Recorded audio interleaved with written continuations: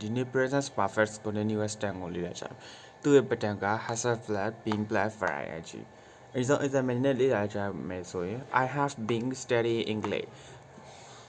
ဆိုတော့ကျွန်တော်အင်္ဂလိပ်စာလေ့လာပြီးပြီ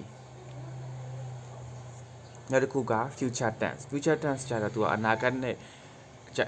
အနာဂတ်အကြောင်းအရာကိုသုံးတဲ့အခါမှာအသုံးပြုရမယ်ပြောချင်တဲ့အခါမှာအသုံးပြုရတဲ့ tense ဖြစ်မယ်သူကြတော့ will black for one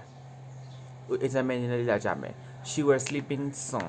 သူမကြခင်အိတ်တော့မယ်ဆိုတော့လောလောဆယ်တော့မအိတ်သေးဘူးပေါ့အဲ့လိုပြောချင်တာ it was raining မိုးရွာတော့မယ်နောက်တစ်ခုက future continuous tense သူကကြတော့ will be variety example နဲ့လေ့လာကြမယ်ဆိုရင် she will be watching TV we will be watching TV ကျွန်တော်တို့ TV ကြည့်တော့မယ် he will be watering the plant သူအပင်တွေကိုရေလောင်းတော့မယ်နောက်တစ် example တစ်ခု she will be studying her exam သူမကသူမရဲ့စာမေးပွဲအတွက်စာလေ့လာတော့မယ်